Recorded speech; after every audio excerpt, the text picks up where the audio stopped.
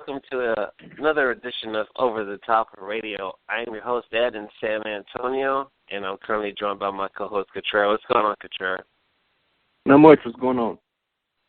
Not much. Just kind of close there. I thought that you forgot about the show you wanted to do, and I was going to have to go solo at 7 o'clock in the morning. But luckily, you came in with like 5 seconds to go, so everything's all right. What's going on with you? I usually come in this late, don't I? It's nothing new. Yeah, usually, but, that's when I know I already have Craig usually on the line, so I have someone to talk to. And it's usually in the evening. It's not at 7 o'clock in the morning, so I understand. Yeah, I know. The time changes on you today because you wanted to do a show. And anyway, I haven't heard from you or Craig in I don't even know how long. So what's been going on with you? Not too much. Just the same old stuff. I think we've been playing a musical chair show for about the last month or so, though. Yeah, like I say, I don't even remember the last time the three of us have done a show together. I think the last time we did a show was, I think it was right before the premiere of The Walking Dead, and we hadn't even talked about that yet, and it's been like 6 episodes since. So.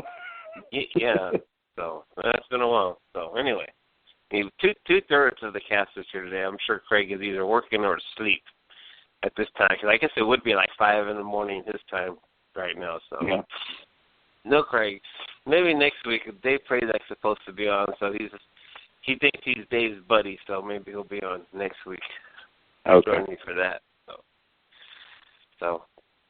But anyway, last week I tried to, because not last weekend, but the weekend before, I made a return trip to Chicago for Shimmer, and I was kind of running through that when I lost, actually, Peach got disconnected, started texting me because he couldn't call in because it was after the live feed. So he distracted me and caused me to think that I got disconnected. So I think I ended the show by accident when I actually wasn't disconnected. I'm not positive what happened. It was kind of confusing. But anyway, I didn't get to finish my damn Shimmer report. So I was halfway through the 5th DVD. So I kind of do want to just quickly try and run through those real quick. That's cool. And stuff. So it's only like a little more than half the show. So let me go through there. I think when I got cut off, I was doing a review of Lufisto wrestling Solo Darling, and basically what had been going up on to this time is on the very first episode, Lufisto cut one of those promos where she's talking about how she's had some bad luck, but she's going to change things around, and she's making promises, and you can either tell she's either going to fulfill her promises or she's going heel in the process. And considering she started losing pretty much every match over that taping and being extremely pissed off about it, something was going to come to a boil. So she's having this match with Solo Darling, and basically Solo's trying to be wacky and Lufisto's trying to be serious and not fuck around, and she's basically beating the shit out of Solo to the point where she would kill her with a move and then start yelling at her to stay down, that she didn't want to hurt her friend, and just stay down, and Solo would still fight to get up. So this happened once or twice, and Lufisto would kill her, and then finally she finishes her off, and she pins her, but then she looks really upset with herself for having to have gone to this length to kill her friend, as she was saying during the match. And she goes to help Solo up and raises her hand, and then boom, the heel turn finally came, and she clotheslined Solo Darling and then literally beat the living shit out of her and smashed her into the railings and stuff. So the heel turn for Lufisto finally happened. The next match was probably the second best match of the whole weekend. It was Kaylee Ray from Scotland taking on Nixon Noel from England. And for the first time, even though that the announcer kept announcing that Nixon Noel had the shiniest wizard, it didn't cause the opponent to know it was coming and miss that she actually hit the Shining Wizard on Kaylee Ray, but unfortunately it was not the finish, and Kaylee Ray kicked out, and then Kaylee Ray ended up winning the match, and they only had like 8 minutes maybe, but for some reason, those 8 minutes were the second best match of the weekend. They just worked really great together, and it was fucking awesome. And that was fantastic. Next match with the new tag team champions, unfortunately, of Vanessa Craven and Tessa Blanchard. And they took on Bale Spin of Casey Spinelli and Xandra Bale. And they ended up retaining the titles and defeated. And I still think they should have kept the titles on Team Slap Tactic, but I guess I'm not the booker. I don't know what's going on. Next match was a typical four-way shimmer match, and you had Mia Yim against Alice. I'm sorry to interrupt you. Go ahead. Is Tessa Blanchard any good? Because I've never seen her before. Well, I've seen her, but I haven't seen her work. Tessa Blanchard is fucking awesome. As far as, like, her work rate, she's not up there with Mia Yim and Kaylee Ray and Kelly Skater and the very top worker. She's not at that level. She's a good worker. She's solid. She's good. She's just not at the top level. But as far as being a heel, cutting interviews, charisma, she's fucking one of the best, dude. The apple did not fall far from the tree. Is she the slingshot suplex? She doesn't use slingshot suplex, but you know she does have that thing her dad has, where there's, even though she's hot as fuck, there's not one fucking likable thing about her other than she's hot. I mean, these people hate her, dude. I mean, and she's got this. She cuts awesome promos. The gimmick that she has is she's not very big. She's kind of short. She's petite.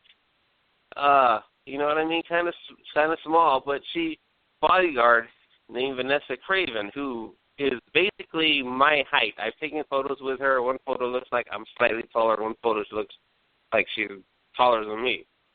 Big girl. I mean, she's not fat, but she's big. She's, you know, one of the monsters there. And it's so funny because Tessa is like the little fucking bully that doesn't shut up, but has the big friend that she stands behind. That's basically what this is. But she's so conceited and mean that she's totally mean to Vanessa Craven. Like, she's always yelling at her, telling her what to do, screaming at her, blames her if something goes wrong. But it's always Vanessa Craven that helps her win, basically. But then she claims that she did it all on her own and she didn't need no help. That's basically the gimmick. And you're waiting for Vanessa to turn on her. But it's been like 3 tapings that this has been going like a running gag where Vanessa keeps taking it and and just, you know, the team stays together and Tessa's just, she's awesome. You should really look into like her work or see if you can find some promos or whatever and just check her out that way. Because once you see her, you'll know that it's Kelly's daughter. It's every fucking way. Hopefully she doesn't have a cocaine problem. She's one of the hottest. I mean, she's one of the best looking women I've seen in a long time. I mean, in wrestling at least. Yeah, she is. She's very attractive. She's got the perfect facials for like a heel who's getting beat up too. I saw her at the thing that I think Dave got honored at, like some kind of Hall of Fame thing with she was there with her dad on stage and she's just, gosh, she's smoking hot. Oh yeah, dude, you should see her in her gear and everything. She's, like I say, that's the only likable thing about her though. Yeah. So anyway, going back to she and Charlotte would make a good heel team, huh? They would, dude. I don't know why they haven't gone for it. Peach on the show last week was saying she's a pair of fake boobs away. Maybe that's it. I don't know what else she needs because she's fucking gorgeous. Like I say, she can work. Her promo and character and charisma, that's off the charts, dude. I mean, she has more charisma and personality than Charlotte. Way more. You know, Charlotte's just a better worker, I guess. But yeah, hopefully they'll get her soon. I mean, 'cause she really is, dude. She should be there. She'd have more personality than every single person in NXT if they put her there. But going back to the rest of Brooke. So. Oh fuck, Dana Brooke and Nia Jax and Aaliyah. They're 3 of the fucking worst women wrestlers I've ever seen in my fucking life, and they're hired by WWE. I don't fucking get it. I mean, Nia Brooks I get because she's big, And I thought she did the best she had done on Survivor Series, which we'll talk about later. But other than that, I mean, she's fucking horrible. Dana Brooke's horrible. Like I say, that one Aaliyah, and then when she's killing somebody, not when she's having like back and forth. Yeah. Like matches. Well, like there was like, and then she needs an opponent that's going to be like a rubber ball off of her. Like when they first brought her into NXT, her first like 3 matches were against, first 2 matches were against 2 of the Shimmer girls that they brought in for the taping, Evie and Kaylee Ray. Like they went in there and they bumped for her and they let her kill her, but it's one of those matches where the girl getting 5% of the match is, you can tell, is like a million times better than the one, and then they're pushing. But like when she started wrestling like the other girls from NXT, she just wasn't that good. And now in WWE, you know, they're having her basically wrestle just the like Braun Strowman. They bring in that typical indie girl that's not very good, green, and it's just not very good. And yeah, I enjoyed the little stuff that she had with Alicia Fox. I thought that was pretty good. But she pretty much just killed her. Yeah. And, you know, Alicia's a little better at it than the other girl that they had come in and kill her. And Dana Brooks is fucking, I'm sorry, she's dog shit. The only good thing I'll say about Dana is, at least with her role, she always gets her ass kicked, so it's like, it's worth it, kind of. She always ends up getting her ass kicked by the baby faces. So, yeah, she doesn't get that. She's an annoying little bitch on TV. Oh, God. And one time she smacked Charlotte, I thought that was pretty cool, but yeah, and then they the way they let her dress, it's always like very unflattering. She looks like she's pregnant or something. Honestly, I don't get that shit at all. Going back to my report, you don't know how to use the ropes for leverage. You don't know how to reach the ropes. You're too short to be doing so much stuff. That's the worst thing I've seen in a ring in I don't even know how long. I mean, the whole finish is to get heat on Bayley but protect her, right? And what did she do? She made Bayley look fucking pathetic by not getting her foot on the fuck. How do you not? What the fuck? Seriously. That was worse. The other worst thing I've seen, like in the last few months. I remember who was involved, but something happened on the outside with Titus O'Neil, where he was supposed to get hit and like hit the ropes or something. And up on the apron, and he was supposed to fly back and hit the ring post and like the shining star off the ring. That was awesome. That was a fuck up. You know, that was a fuck up, but that was a fuck up that was an awesome fuck up. That was like, you remember that bump that Batista took off Mark Henry at one time? Yeah. Like in the middle of the ring, and he just leapt from his feet backwards to take a bump, and it looked so bad. My God. Yeah. Anyway, Dana's horrible. All right. But anyway, back to my report here. They always have like a 4-way match, you know, because they got to get so many girls on the show. So they had a 4-way, and this one was an extremely talented 4-way. You had Mia Yim, Jade, TNA, against Allison Kay, who's Sienna in TNA, and Kimberly and Evie, and Evie's one of my favorites. And they had an awesome fucking 4-way. Mia Yim won this one. This was a really good match. Next off, they had Shayna Baszler against Heidi Lovelace, and they had to give Shayna her heat back after doing the job in the last tapings, which I talked about, which was fucking awesome. But she defeated Heidi Lovelace to get back on the winning track. They had a Bruin Bunkhouse Brawl. I thought you'd get a kick out of that name. What Bunkhouse Brawl? Berwyn, because the tapings in Berwyn, I mean on Sunday are taped at Berwyn, they're at the Bruins Eagle Club or Bruins Eagle Club. I think it's Berwyn. I can never say it right, dude. But that's the name of the little city it's in. So it was a Berwyn Bunkhouse Brawl. Okay. And this was Saraya Knight, Paige's mother from WWE, and after trying to get her hands on Nicole Matthews pretty much the whole weekend. They did have a short match on one of the tapings, but it was very short. And a 6-man with Mickie James involved, where Saraya got to beat her up a little bit, but you know it wasn't enough, and you just wanted more. So finally, turned Nicole Matthews, had this no DQ match. It took about 10 minutes before they even got into the ring because they were brawling all over the stands. They went to the merch tables, destroyed a table full of DVDs, High Spots DVDs went flying everywhere. I guess they were High Spots or some of the tables full of DVDs. Pat LaPrade and his selling his books, and they all went running and flying everywhere. And they didn't piss anybody off like that other show you went to, did they? No, no. This was, I'm pretty sure Dave Prazak made sure to tell him only hit the DVD tables and not the merch tables. Yeah, that's basically what they did. So anyway, they ended up brawling by the ring and they're busting out weapons. And the last time Soraya Night was there, I told you how she was going by in the crowd and she fucking backhanded me right in the ribs, knocked the shit out of me. Well, I'm 100% on Soraya matches about being assaulted in some way. They were fighting outside. They finally made their way toward the ring, but they were outside. Nicole Matthews reaches under the ring, grabs like a stick, like a very small, skinny, round stick, and she goes to. Before she hits Soraya, she goes to hit the ropes, and actually a little piece of the stick broke. So that shows you how heavy it was. So then she whacks Soraya, and then she rears back to hit her again, and when she rears back, boom, fucking hits me right in the arm with the stick.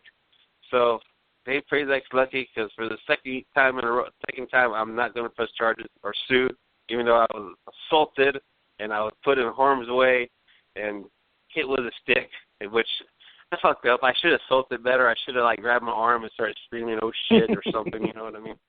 Got some camera time maybe, but I wasn't thinking on my feet. So anyway, basically they killed each other, and then Soraya wrapped the thing around Nicole's throat, and then pulled her off the apron and basically hung her off the ring, and basically Nicole Matthews was murdered in front of everybody.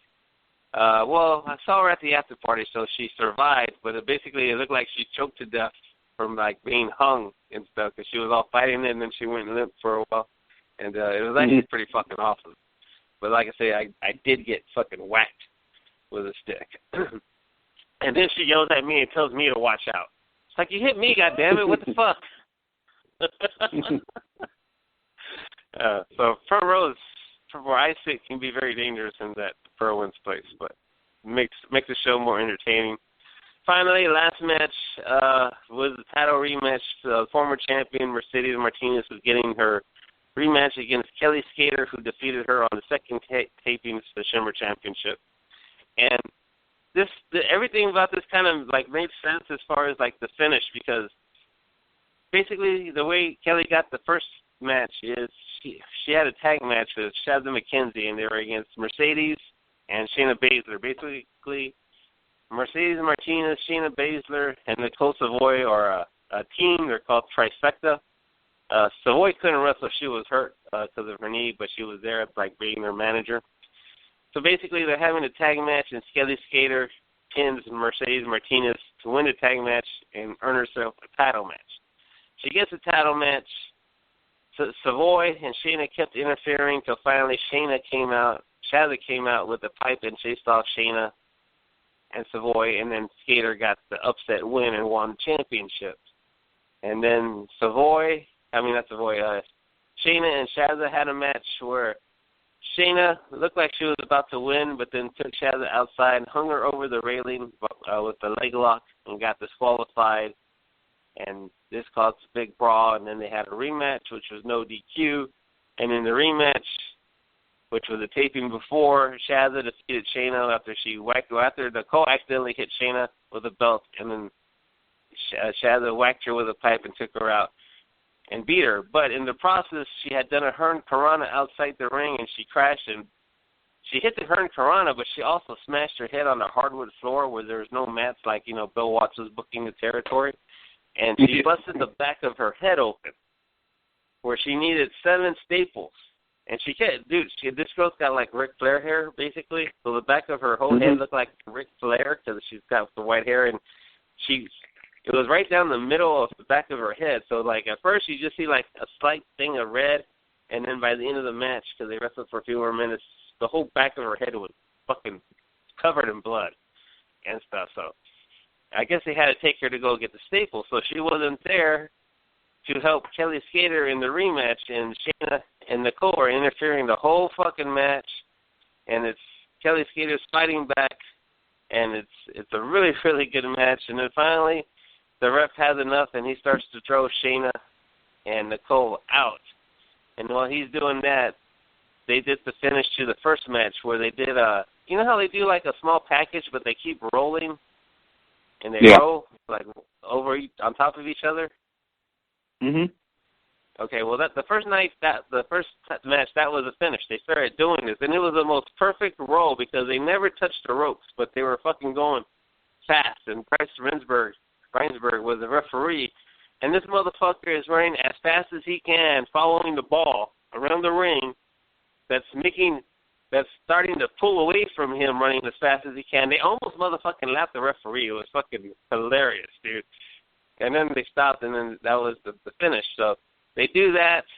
Cater goes for the pin, but this time Mercedes kicked out. And this is also, like I say, when Shayna and Savoy are being thrown out. So it's kind of distracting.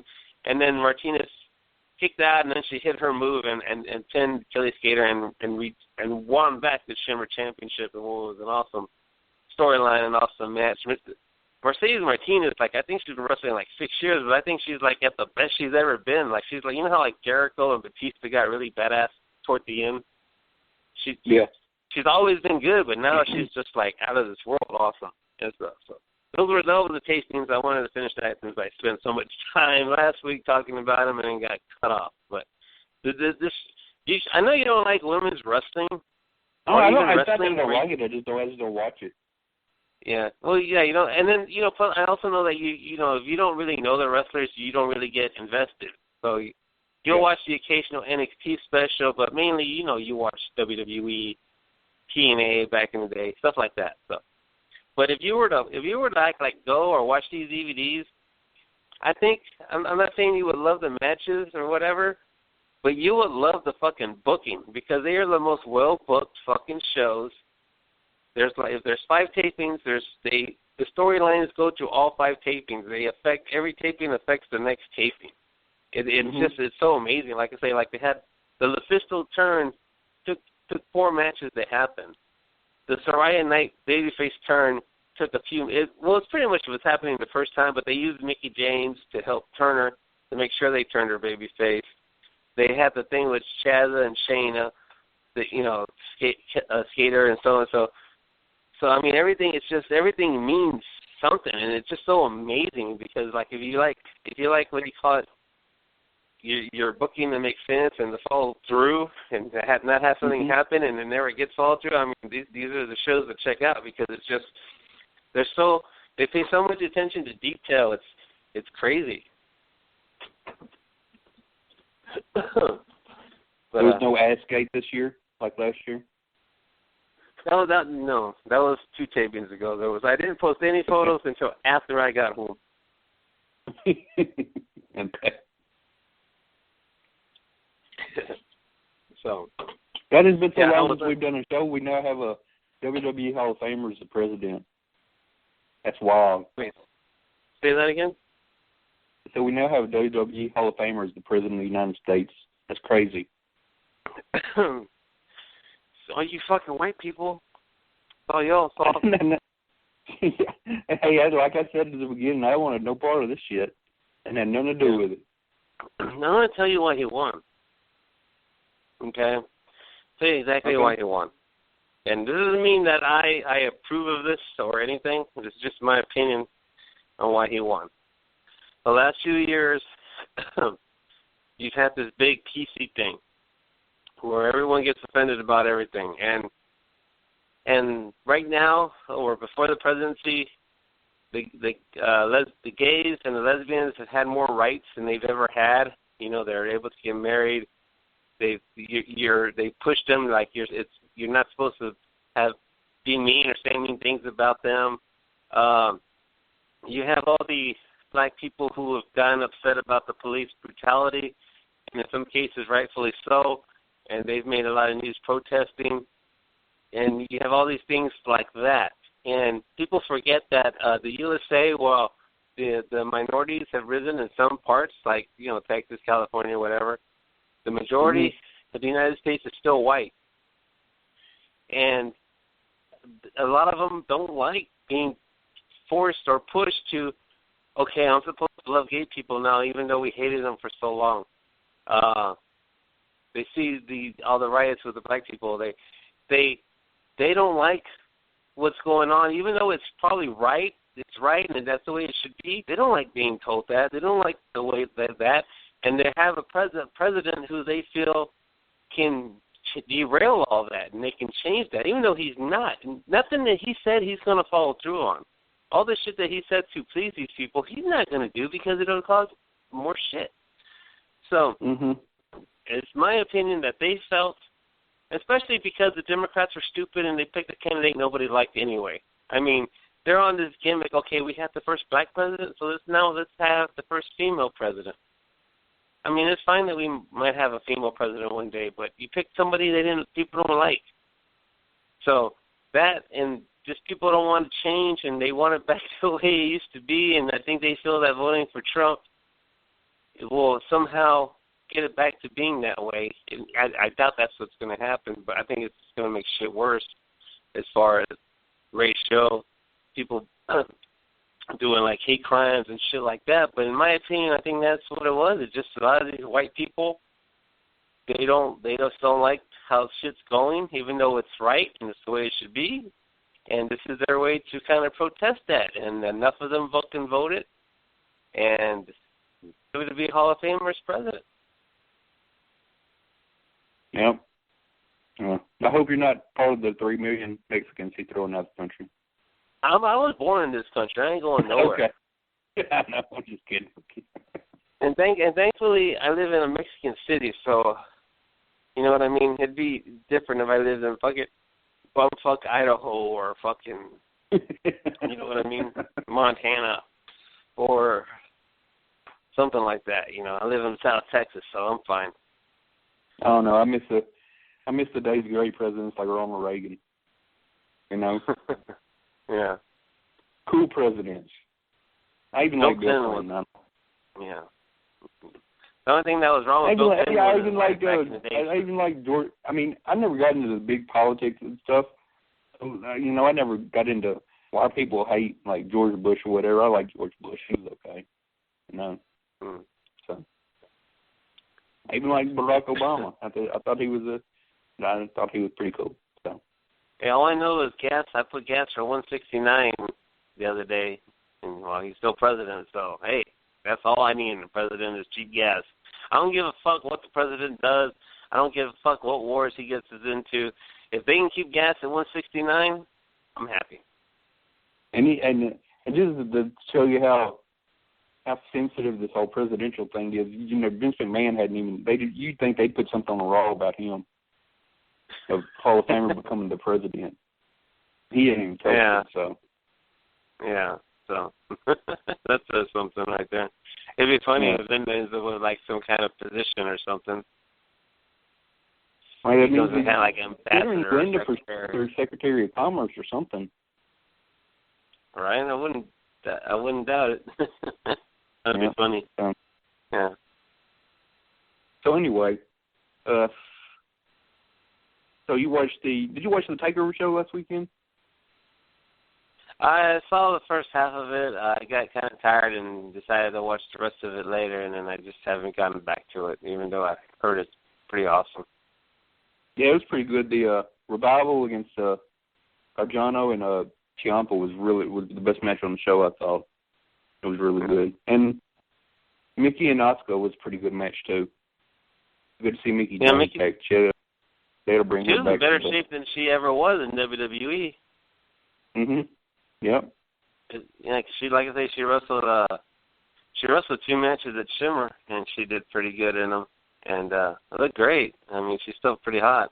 Just, she looks a little older, but a lot leaner. Yeah, they've got, I know you recently signed up for the High Spots Wrestling Network. You can watch some stuff on there. And they've got They've got a Mickey James shoot interview on there. It's like 3 hours. Yeah. Huh? Damn, it's 3 hours long. Yeah, I saw it on there. Yeah, it's about 3 hours long. They also have like a behind-the-scenes thing where she's like training people, like before a show or something. It's pretty good. You ought to check it out. So. Oh, I'm sure I will. I was actually kind of disappointed on what they have. I guess they change it up every month, right? I guess since it's a monthly thing. But yeah, I'm mostly just watching like the shoot interviews. I'm into mostly. Yeah. I've been watching a whole bunch of those. They're really good. There's some good. If you like Cornette, there's some great Cornette shoot interviews on there. So. Love me some Cornette shoot interviews. I think it's impossible for him to cut a bad shoot interview. Yeah. Even when he's even when he's ranting about shit I actually like, I enjoy listening to him. That tells you. So. Yeah, he's just a great storyteller. Yeah. And they had Samoa Joe beat Nakamura for the NXT title. I guess they're going to put the title back on him in Japan. They had Japan shows coming up pretty soon or something like that. Yeah, like in 2 weeks. Yeah. And I think they're going to put one on the network, I think. It can be one like a network special or something. So it should be. Might as well. Yeah. I mean, what's the point of taking them off if they're not going to put it on the next down and him to win it back if they're not going to put it on the network? So yeah, they do need to be on the fucking main roster. I mean, I don't know why Nakamura's been there a year.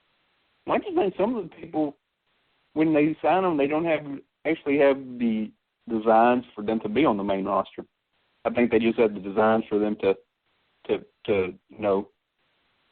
work for NXT. Just that. Yeah, but they should be able to. They should be able to realize that they're way better than the people on the main roster, and put them on the main roster. Yeah, NXT is okay. NXT is the developmental territory, right? I know Hunter likes to say it's his own brand, but basically NXT is developmental. Who on that fucking takeover show, other than the Revival, okay, is a developmental Which if they brought wrestler. them up, I'm not sure they would just get bogged down in the tag team thing and not done much with. But my point is, they're the only wrestlers that are being brought up to be trained like developmental wrestlers, okay? Bobby Roode has been wrestling for, what, a decade? Eric Young? Eric Young's been there forever. The guy, Bobby Roode wrestled Ty Dillinger. He's been there for years. He was actually on ECW when they had that. So that's how long he's been wrestling. He's not a new guy. He was Gavin Spears or something. I didn't know that's who he was. Yeah, that's who he was. And then, then you have the Revival. Johnny Gargano and Ciampa, they've been around forever on the indies. They're not trainees. Yeah. Mickie James is not a trainee. She's been around for fucking a long time. Same thing with Austin. Okay. Knock and Joe, they're not trainees. The only trainees that were on there were the Revival. Okay, it's supposed to be developmental, and the only developmental people on the fucking TakeOver special are the fucking tag champions. Well, I shouldn't say that because they had that other tag match. They had Razor. Okay, those guys are developmental, but they're not very good. They weren't very good. You know what I mean? Even the baby faces who I've heard were great in Japan, they're not. They had a couple cool moves, but they're not nothing special.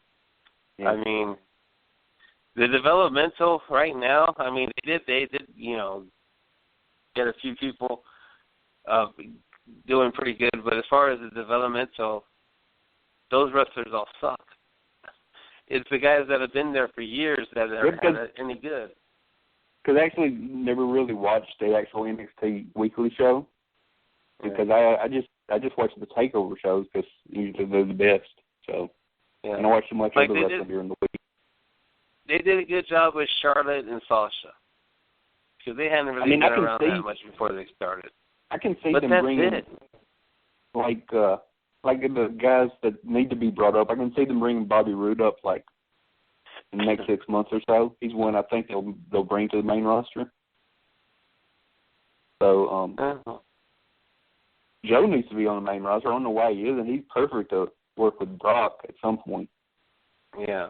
You don't have anybody else on the roster. I mean, take Goldberg out of the picture. You don't have anybody else on the current, like on the roster that can, I think, can believably give him a match. To be honest.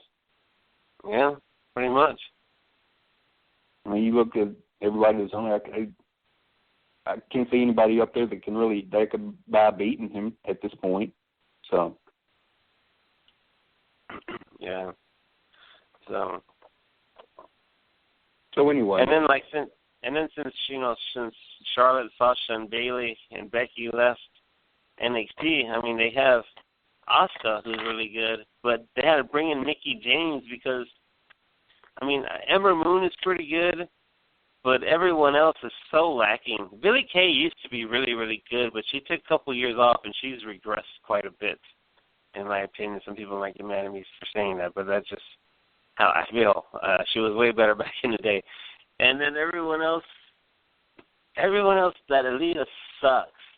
Liv Morgan is cute as hell, but she sucks. That Daria sucks. All the developmental women that aren't a former, like that one that's with Eric Young, she's good, but she's been in the Indies for a while. Other than that, I mean, all their women suck. So when they do this women's tournament, I hope to God they do like how like the cruiserweights really didn't. Other than I guess Gargano and Ciampa, everyone else wasn't like an NXT person. So I'm hoping that they just say fuck, keep these shitty girls off, and let's just bring in totally independent women wrestlers, and then they might actually have a great tournament and not have their girls fuck it up, because the girls they have in developmental, and even the ones they've brought up to the roster, they're fucking dog shit. They have, I mean, they've got, it's kind of funny. You have Asuka and Nakamura. They got like a perfect opportunity to bring both them up and make them huge stars on the main roster, because I think they both got like the charisma that most Japanese guys haven't had. They've been on the main roster before. I mean, yeah. Asuka, she's like fucking, I mean, she's fucking tough, but she's got a pretty glamorous look to her too. So yeah, I think they'll get over well. And Nakamura, he's just so wacky that he'll get over, you know. Yeah, like Asuka's one of the best women wrestlers in the world, and she's in developmental, and fucking Dana Brooks on WWE. I mean, what the fuck's wrong with this picture? Well, Christ Almighty, they had in the draft they had picks from NXT. You could pick anyone from NXT, and they picked Mojo fucking Rawley, and you got Mojo Nakamura down there. He's just fucking moron. And I know it's just a storyline that they just, you can pick someone from NXT, but they won't. And, in real life, they don't want to bring them up. But, I mean, still, it makes you look like a fucking idiot. You don't bring somebody like that up. Yeah. And like Carmella, too. Carmella sucks, too. Alexa Bliss, I like Alexa Bliss. Yeah. But her and the four horsewomen and Alexa Bliss are the only good ones that have come up from NXT. All the other ones, like I say, they suck. Mm-hmm. And it really hits you if you were to go to Shimmer and see all these girls having all these awesome matches, and then you watch WWE and you're like, what the fuck?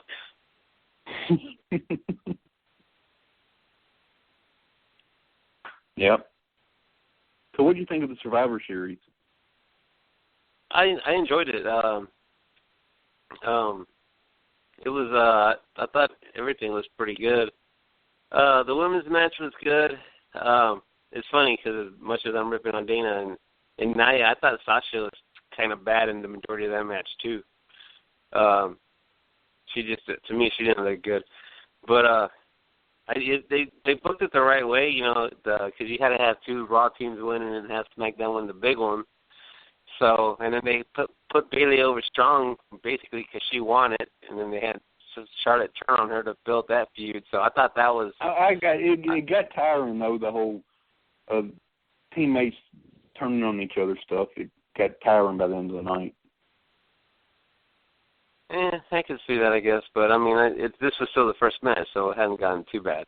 Yeah. So I enjoyed the women's match. And of course, we had to put up with that every week because we got to watch Sheamus and Cesaro out there being a team for God knows what reason. They always arguing and stuff. I hate arguing with the teammates all the time unless it's leading to a big thing. Remember, like, when back in the day, you know, like, teammates used to argue. It would lead to, like, a big angle, like, in 2 months, 2-3 months. You know, would be the big turn, like Shawn Michaels would turn on Marty Jannetty or something like that. No, it's just like an everyday thing. Yeah, pretty much. And then, what did they have after the women? Was it the Miz and Ziggler? The Intercontinental title with the Miz and Sami Zayn. It was a good match. Yeah, the Miz is so much better than a lot of people give him credit for. And then Maurice is just fucking awesome. I think Miz still gets shit because he was on a fucking reality show. You know? Yeah. Yeah, because he's one of the best characters on there. I mean, he came from like a reality TV show that, you know, that kind of got his foot in the door, and I think he's kind of paid for it ever since. When he's really pretty damn good. Yeah, and Sammy's good. So this was a good match. That was good. What they had next? The tag SmackDown match, the tag Survivor Series match. Yeah. This was kind of really took me back to the '80s with the 20 men out there. I thought this was pretty cool. So. Yeah. There, unfortunately, no young stallions, but it was still pretty good. I thought the match was actually really good. I thought it was funny when they got rid of the New Day after like fucking 30 seconds, basically. Yeah. But no, I thought that tag match and the ending was when it got down to the last few teams was really good. So I thought that was good. I think the cruiserweights have been an absolute failure since they've gone to Raw, and I liked it in the beginning, but it's the same shit every week. Yeah, I mean, it's the same dudes. I mean, I guess I miss like the classic, back in the classic days when you had like all the Mexican and the Japanese, you know, like on Nitro and shit every week. Yeah, and they were doing all this crazy shit. Now you'll see more high spots in a heavyweight match than you do on the cruiserweight matches. Sometimes it's ridiculous. It's just like it's just like everybody's almost like they're all the same. Like you know, when back in the day, everybody was different. Everybody had their own style and they had their own signature moves and stuff like that. And I think it's just, you know, because you had the classic names back then, like Juventud Guerrera and Rey Mysterio Jr. and Psychosis and Jushin Liger and shit. There's nobody like that today. And I mean, I don't like Brian Kendrick at all. I can't tell you why. I just don't. It just looks like a mess. He's not a cruiserweight. You don't wrestle like a cruiserweight anymore. Yeah. I mean, for one thing, he just got there with a goatee trying to go like a tough guy and looks like an idiot. I mean, shit. You know, so. They did a fucking stupid ass storyline where he was asking T.J. Perkins to lay down for him so he could win, so he, you know, to win in his career or something like that. I don't know. He acted like he was on death's door if he lost this match or something. Yeah. They do have. I like T.J. Perkins. He's really good. Yeah, they do have 3 guys that, you know, had to finish contract things that haven't been there, so maybe they'll freshen it up a little bit. But it's been such a big disappointment since they made it to the roster. I wish they would have gone to SmackDown. I wish they would have had Kalisto win. I think SmackDown is a better fit for him. Yeah, and then like I say, they're having a long fucking match, and then fucking piece of shit ending when Baron Corbin just comes out and beats both of them up. Fucking, I'm surprised he didn't put them in the Skyner recliner together. And I shit. just like Baron Corbin so much. I was like going apeshit with that one week when they accidentally hurt his knee off the apron and Kalisto beat the shit out of him. That was some good stuff. Man, he sucks, and a 20-year-old should not be going bald. He should just shave it off. Like, if he was a good worker, I mean, he would actually be pretty good. He's got a great look to him, I think. You know, he's got good size to him and stuff like that. And I think he gets good promos. His hair kills everything about him. At least Shawn Michaels was old and he could still work when it started going on. Yeah. And hopefully they'll be able to recapture some of the Cruiserweight Classic magic with the new show debuting next week. So I'm gonna check that out. Yeah, hopefully Vince and them to do with that show. Maybe it'll be all right. I think it's going to be. Plus, it's going to be like I think Corey Graves and Mauro Ranallo doing the announcing, so it should be pretty good too. Yeah. And then the main Survivor Series match, team match I thought it was really good. I didn't realize that it lasted 50 fucking minutes until I neither did I. Dave show. Felt like about 30 minutes. Yeah. Mm-hmm. But apparently it was you had the best quote. I think you had this on your Facebook that Shane McMahon is so horrible it's awesome. Yeah. Well, he is. He's horrible, but it's awesome. When he starts doing those punches, it's just, God, it's horrible. And then he's doing arm drags and he's kicking out of code breakers. Like, God damn. Come on, dude. And then he made it look like he almost died, and we all felt sorry for him. You know, that was funny because that was like, you remember that fucking horrible match between Cactus Jack and the Sandman? Oh, narrow it down. I think they probably had a few horrible matches. Was this the one where Sandman got knocked out? Yeah, the one where he got knocked out, and then he didn't want to. He was so fucked up that he kept kicking out of the finishes, and Cactus had to keep beating his ass even more and more and more. So finally he couldn't kick out anymore, but that's basically what happened. He got so wacky in the head that he kicked out of the finish, and then the referee just, fuck it, he's out, it's over. I thought that was fucking hilarious. That spear, it looked like to me, when he came down and he hit, kind of looked like he caught Roman with a DDT or something. That's what it looked like to me. I mean, it kind of looked like he was getting ready to catch a punt and fucking forgot to call for the fair catch and got fucking smashed in the face. And I think he didn't know where he was, and that's why his shoulder came up. I don't think he was kicking out or anything like that. And then the best spot of the whole match that was fucking Ellsworth fucking grabbing Roman's foot. That was fucking awesome. Oh yeah. But you watch SmackDown at all? I was trying to catch it here and there, but I haven't been watching it consistently. James Ellsworth stuff has been tickling the shit out of me. That's some good stuff. That's like old school, like Mulkey bullshit. You know, getting the shit kicked out of him. And he had a world title match with AJ Styles with, I think Dean Ambrose was the referee or something. Or no, he was the referee in the non-title match, but they had a title match that it was like an awesome match because they did all this good shit and his hope spots with James Ellsworth, but he lost in the end he won by disqualification in the end, but he had a hell of a match, and they had a hell of a ladder match the other night. That was really exciting. Remember when AJ was trying to put a chin lock on him, but he kept escaping because he don't have a chin? Yeah. That's why his finisher is called No Chin Music. Yeah. That's a good one good line that Dave Rotunga's come up with since he's been an announcer, No Chin Music. So. Yeah. And AJ Styles, he was, Jesus Christ, I don't know how he ain't dead after Braun Strowman tossed him out of the fucking ring. Well, he pretty much tried to recreate it on his own with the ladder on SmackDown. I saw that. Oh, yeah. I mean, geez, that scared the shit out of me. It's like a cat. I mean, so some people will just take those bumps, like those wild bumps, where it looks like they're going to kill themselves when they go out. But I mean, I don't know, it's just some magical that happens if they don't, you know. So, yeah, it's like he's part cat or something. It's like all that shit Sabu used to do when he get up from him, except when Chris Benoit broke his neck. I mean, he didn't get up from that one. That was one thing he didn't get up from. That and when he and Terry Funk got so wound up in the barbed wire they had to go for the finish. So yeah, that was pretty fucked up.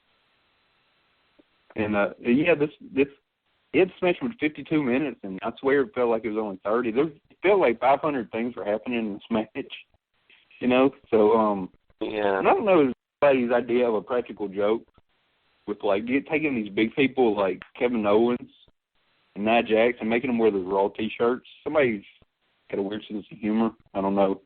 Somebody's pulling a rib or something. Both of them look like they should be advertising Kool-Aid or something. you know? Right. Yeah, kind of. And really, this would have been perfect for. They should have just put the Undertaker in the Shane spot.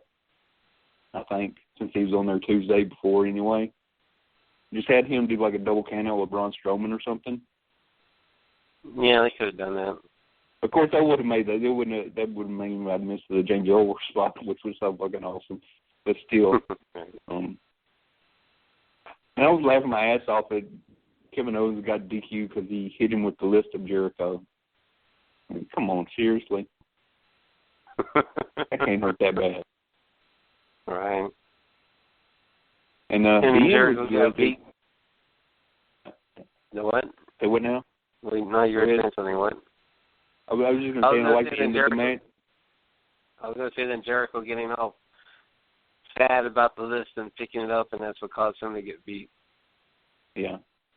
And I don't know why, this is one of these little nitpicks that just bugs the shit out of me. Why was Seth Rollins wearing a shirt the whole match? Why was what? Why was Seth Rollins wearing a shirt the whole match? He's wearing like that half a Raw shirt and half of Seth Rollins T-shirt. It puts together or something. He wore that the whole match. It bugs me for some reason people do that. I don't even know what Seth was supposed to be. I think he's supposed to be a babyface, but there's nothing likable about him as a babyface. Yeah, well, I love the spot with the Shield when they attacked the security guys. That was a good spot. But the only thing you can do to get these idiots to start cheering Roman Reigns, you know. Yeah, so. and then once that was over, they went back to booing his ass. You know, and Dean Ambrose is quickly becoming like the most annoying person on WWF TV. I mean, my God, I don't know what, the writing's just bad or something's up with him. He's just I don't know, he's just annoying. I think they just eventually he's going to go back to Raw and they're going to do the Shield again, I think. That just makes the most sense to me since they're all baby faces now. So, I'm trying to think of any other. Yeah, they had the RKO and when Seth was going for the Frog Splash was pretty awesome. And yeah, that was the end when Orton shoved Bray out of the way to hit the spear and then Bray got the win. I'm liking the Orton and Bray Wyatt stuff. I didn't think I would, but they make a decent team. Yeah, actually they do. Yeah. I mean, I'm still expecting this to be a swerve and Orton's just stringing him along. He's going to turn on him or something, but. You know. Yeah. So after that, we had the Goldberg versus Brock Lesnar main event. I'll tell you, I did not watch this show live. I started watching about 11:30.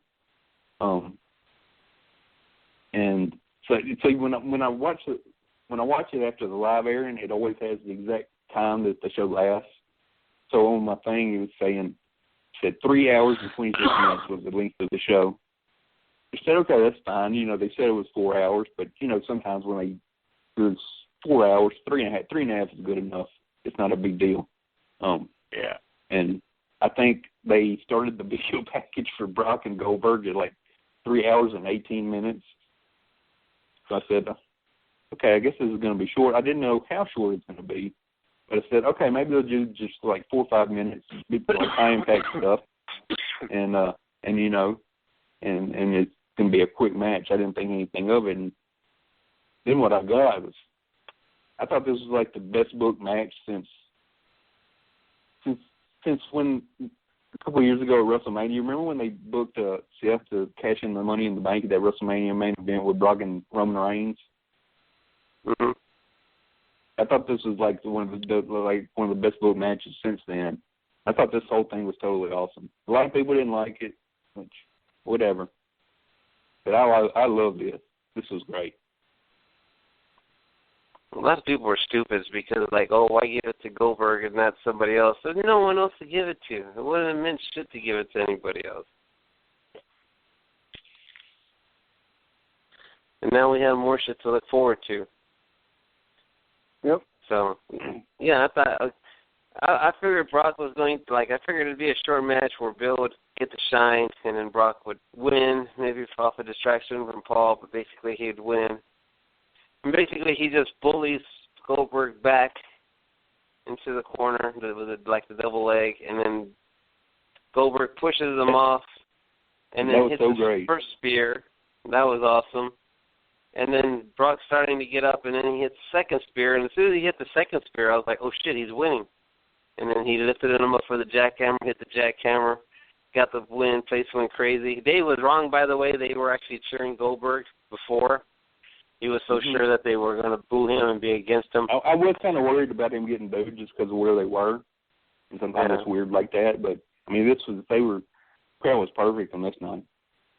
Yeah, so, I mean, they were chanting Goldberg. I mean, I thought it was a shock because, like I'm saying, I had no thought that Goldberg was going to win until he hit the second spear, and then it was like, oh, shit, he's fucking winning. And it was a shock. He got a reaction.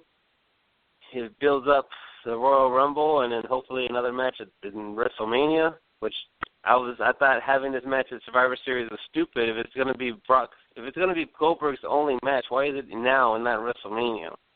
But now they've built it to where they can still do it at WrestleMania, which is good, and also something at the Rumble, which they got a lot of seats to fill. So, you know, I thought you're going to it, huh? I know you're going to it. Yeah, I'm going to it. I haven't gotten tickets yet. I'm kind of worried they're going to change the seating configuration. That they don't sell enough tickets beforehand, but we'll see. You're just hoping they do Taco Bell coupons like last time. That'd be awesome too.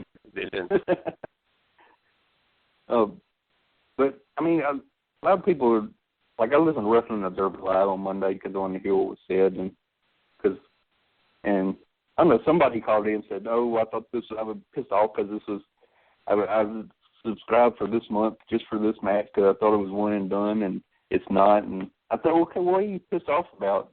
You know that you're excited to see it. You should be happy to see it more. People are just idiots, dude. I hate wrestling fans. I mean, you know that, and especially if you're calling to like Observer Live, you're like somewhat of a smart fan. I have to say, so you know that some of this stuff may say it's for once, but you know it can continue and stuff. So I don't know. I think he was just trying to complain about, but didn't have any like valid complaint. And like I was watching somebody. You got to go on YouTube and go to the search engine and type in Goldberg versus Lesnar reaction to watch people reacting to this in their living rooms. What's just the fact that these people are recording themselves watching the match? You know what I mean? That says a whole lot about them. Because I like watching these reaction videos. Like when I've gotten into watching reaction videos where people like watching these the Red Wedding, like movie trailers and stuff like that. So I like to see how people react to stuff like that. You know, ever since the Red Wedding, everybody wants to record themselves fucking watching shit. Yeah, because I mostly got into it because when Star Wars was getting ready to come out and people were reacting to the trailer, I thought that was pretty cool. People getting excited and stuff. But the main complaints were, okay, you got a guy who's 50 years old and hasn't wrestled in 12 years. So instead of fixating on the fact that he's 50 years old, look at the 50-year-old that had the match. He looked like he could kill somebody, right? Yeah. Legitimately. I mean, he looked like a fucking monster. I mean, he didn't look all that different from his WCW day. Maybe a little bit leaner, but that's about it. If anything, he looked like he had more muscle on him now. Yeah, and he hasn't wrestled in 12 years. I can know people, you don't have to have wrestled a regular schedule or at all in the past decade to catch a cocky, arrogant guy with 2 spears and a jackhammer and get the victory. You know, It doesn't. I mean, it's not like his moves aren't like less impactful just because he hasn't done them in 12 years. You think he hasn't been training for this shit? So, I mean, that's stupid. And I mean, Brock, he went in there overconfident and cocky, and he got shoved down, and the shove down was so great because it was like the bully in high school. Like when he's fucking with somebody, he gets pushed on his ass, and he's like looking around to make sure nobody saw it, and he'd be fucking embarrassed. That's the way Brock was looking. Except he had like 20,000 people looking right at him. So he kind of smiles, and then he gets up and turns around and eats a spear, and it looked like he killed him. He could easily say he broke one of his ribs because it looked that bad. And then he hit another one, and then he hit the jackhammer for the win. I mean, people say it wasn't believable because he's 50 years old and wrestled in 12 years, and that's bullshit. I mean, it's no different than like an MMA fight. You know, some of those biggest dudes lose in like 2 minutes. Shit just happens. Yeah. You know? I mean, it was actually more realistic than anything they would have done, if you think about it.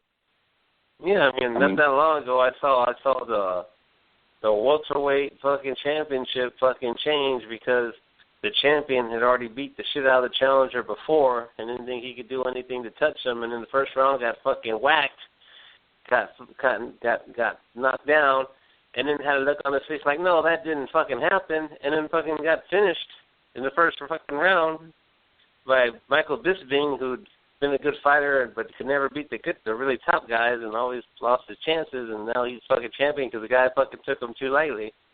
So, I mean, and for real, it'll happen in a fake fight too.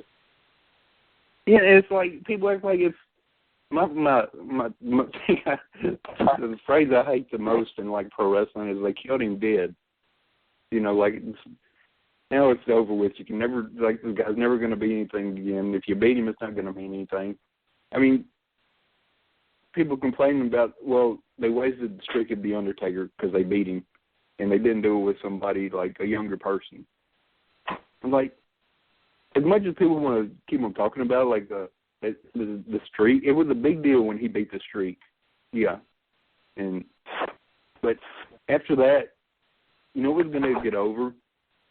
The next time somebody beats Brock Lesnar, it's not going to be because they beat the guy that beat the streak. It's because they beat Brock fucking Lesnar, you know, who's killed everybody for 4 years.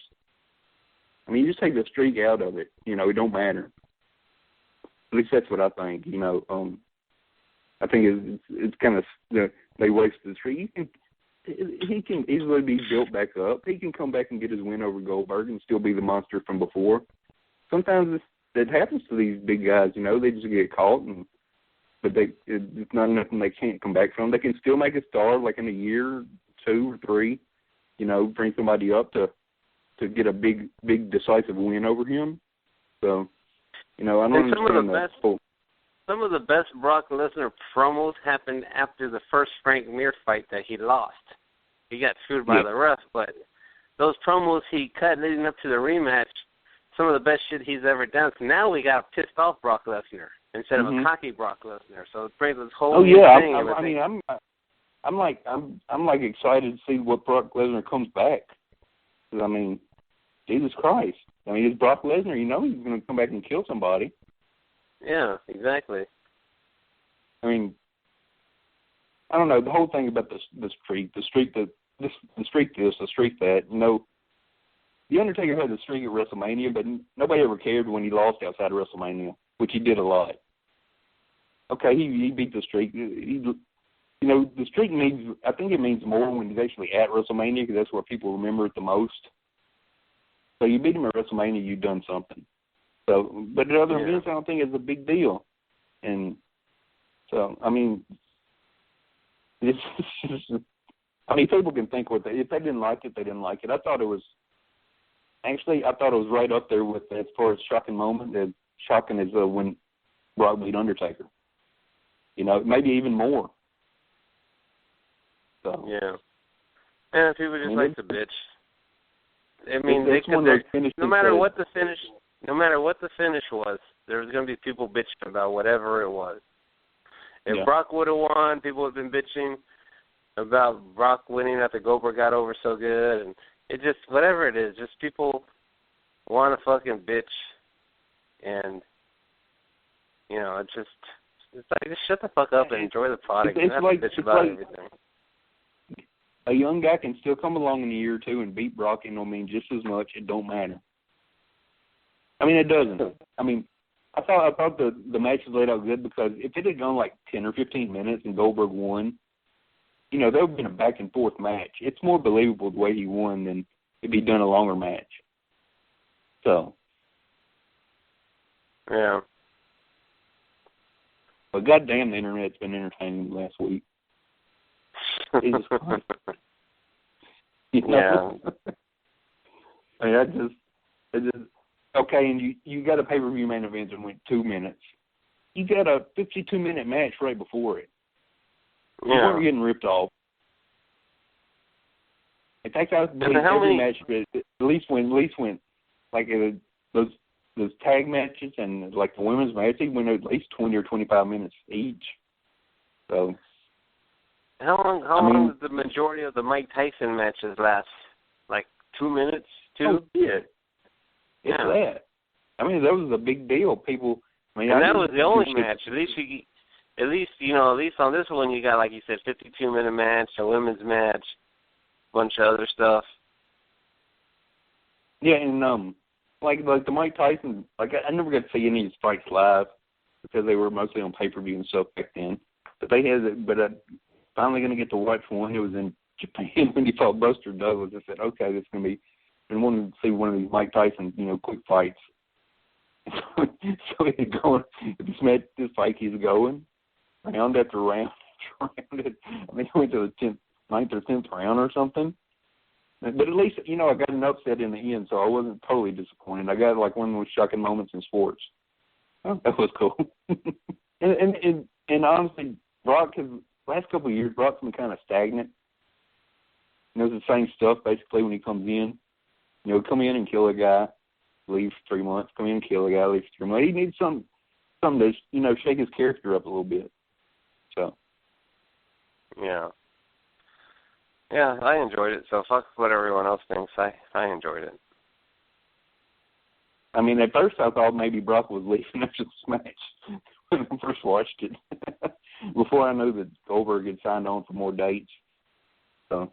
But apparently they're good friends, so he probably didn't mind doing this kind of thing for him. So. I'm sure they're probably out in the fucking wilderness hunting together right now. Yeah. Oh, absolutely. Yeah. I do have one question from that whole show, though, that's just a big mystery. Is why did his son take off his shirt? I think maybe his son was at ringside flexing. Something, how a kid would do at a wrestling show. I don't know. I've never taken my shirt off. Like maybe his dad was, like maybe when his dad won and was sitting up on the ring post posing, maybe took his shirt off and started posing along with his dad. It did look weird when it just, like with no context at all, he just was in there with no shirt on. Yeah. And Paul Heyman was so great in this match. When he was down from the spears, he just praying the guy. He said, please, please, please, with his hands like he's praying. It was so great. Yeah. Yeah, that was pretty fun. But yeah, at the end, I'll put this match up there as far as famous matches. I put this up there with like Brock and Undertaker, like that King of that Hell in a Cell with Foley and Undertaker. Montreal is like one of the most famous matches in WWE history. So. Yeah.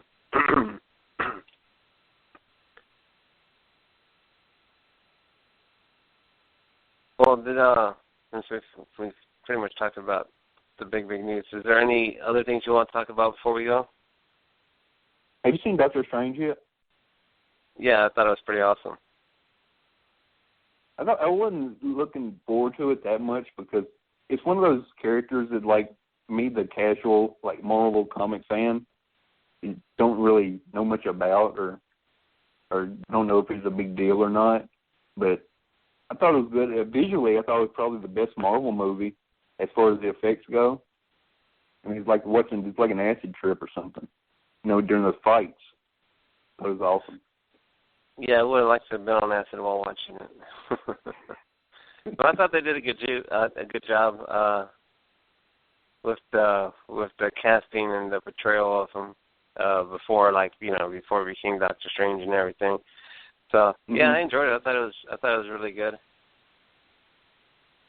What else is there? We never talked about I know that this is old news, but what did you think of that premiere of The Walking Dead? That whole episode, whatever. I thought it was great. I didn't know after it was over that it was going to lead to about 4 or 5 episodes where not too much happened, which is kind of what happened. But it's not like you can fucking top the first one, so you got to build to something new. But they fucking swore at me. I thought I called it right perfectly. If you remember, I had everything right, and then they fucking had to throw in a double swerve and swerve me and fucking killed Glenn anyway. But I was saying forever that it was going to be Abraham. That it was going to be Abraham, and it was. And I thought they did everything that I freaking predicted, and then boom, fucking Daryl had to fuck everything up. You know, when you look back at the season finale from last season, you know, it showed him he hit somebody, and then he said, "Look at that, he's taking it like a champ."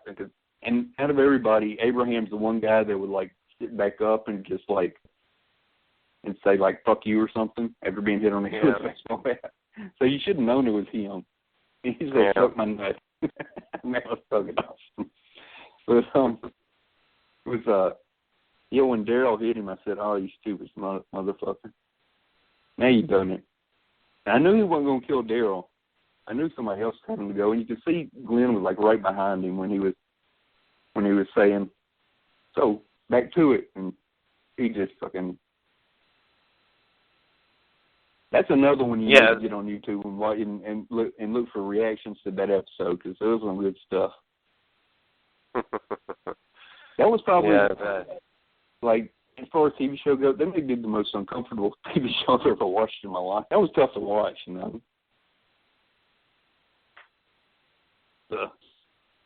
And then I thought that I said if they would have cut Carl's arm off, I said that's too much.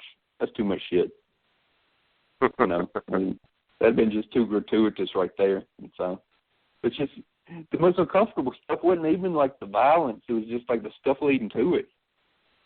Because the guy was just like, he was like just raping Rick of his dignity. It's hard to watch, you know. Yeah. It's just like he was making Rick, you know, give him a blowjob or something, right there in front of everybody. I mean, it was that bad, and I did like the line about Lucille being a vampire bat because all the blood. That was Bill wrote that. That was a pretty good fucking line. And he's scary, man. He like I don't get like some like I'm over at the age where stuff doesn't terrify me or scare me, but I mean some of this stuff was pretty terrifying. So. Yeah, it was pretty shocking. I mean, it was pretty. It fucking, you knew, well, because like it's a big part of the comic book, and they made it a big part of the TV show. I mean, it was pretty wild, but I kind of knew that it was going to lead to a lot of slow stuff after, so that's kind of what they've done. So I don't know, it might even be an episode or two before something major happens. Yeah, they've done that like during most of the seasons. Like you'd have a big episode, and then it'll go to just like two random people that haven't been on the show in a while, you know, just on an adventure somewhere. So, but I mean, I'm hoping. I mean, this is going to be. I mean, I know there's like building through what's called like the Great War, at least in the comics it is. So, I think that'll probably be where this season ends and the next one begins, because people are only going to take so much. Somebody's going to have to retaliate soon. So.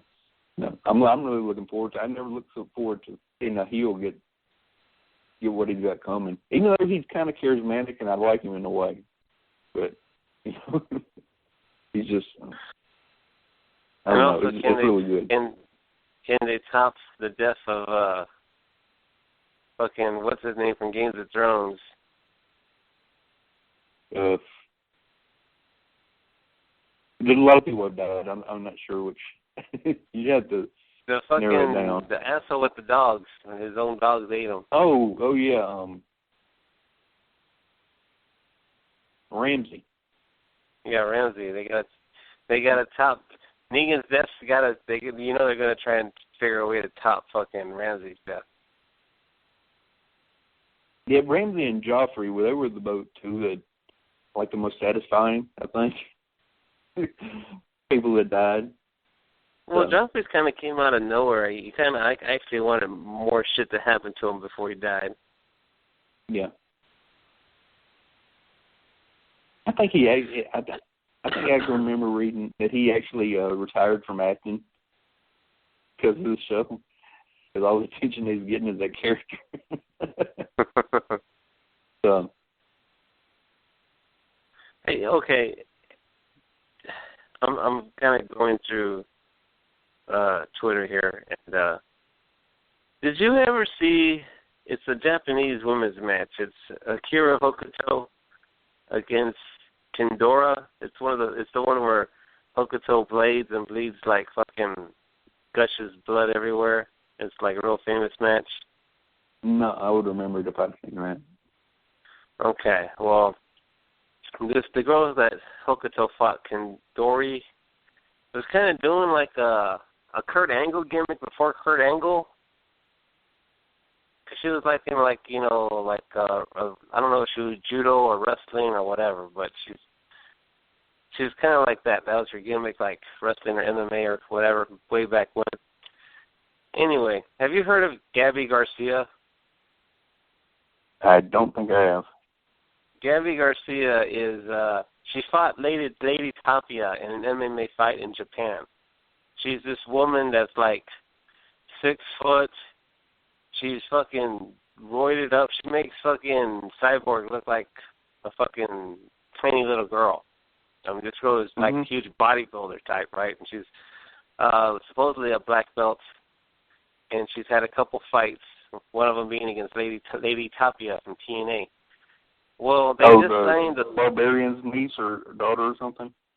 Yeah, the Barbarian's like niece, Lady Tapia, and she beat Lady Tapia in a fight. Anyway, so this big, I guess she's in her 20s, maybe early 30s at the most, but she's still really young, super jacked up, supposedly a black belt. Well, you know how they have to have these weird fights in Japan, so they just signed 52-year-old grandmother Kendori, who's a pro wrestler, you know, against Gabby Garcia, who's like twice her size. It's going to be, we might actually see a death scene. I think Gabby Garcia weighs about 250. That's how jacked up she is. And she's going to fight this 52-year-old lady who's been retired for years and years and years from pro wrestling and shit. So might actually see like a death in the ring. That's crazy. Japanese people, they're going to allow that to happen, but they're going to throw Matt Sydal in fucking jail for fucking 2 grams of fucking pot oil. Fucking Japanese people are fucked up. Hey, I was going to tell you that, I mean, High Spots Network, if you want to check them out, they got a show called Hitting the High Spots with Dave Meltzer and Chris Hero doing like an interview. There's a little Naylor in them too. Yeah, but he's good. I mean, he knows his shit, so I like him. They just bring out like all sorts of different stuff from like all different eras of wrestling that they talk about. It's really pretty cool. It's weird seeing Dave sit there. I don't know why it's weird watching Dave when you just heard him for all these years. I don't know. It's just weird observing Dave in the wild. It's just like like in person. It's like, you know, he knows he's Dave Meltzer and he's a bad motherfucker or something like that. Yeah, I'm Dave Meltzer. I know my shit. Anyway, anything else? No, not really. I'm actually planning to go to bed already, so I'm going to go ahead and end the show. So, like I say, next week we're scheduled to have Dave Prazak on the show. Hopefully he'll be in a better mood than he was today. That's why he didn't want to do the show.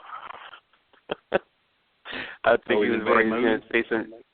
Yeah, it's just production shit that's kind of fucking up right now, and he got a lot of shit to do, and he's trying to get some DVDs out, and there's a little trouble, and so he's having to deal with all that. So he's like, yeah, I'm probably not in the best mood to do it today.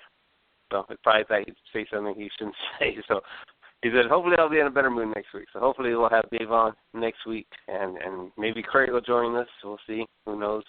It's been a while since the three of us have all been on one show together. But anyway,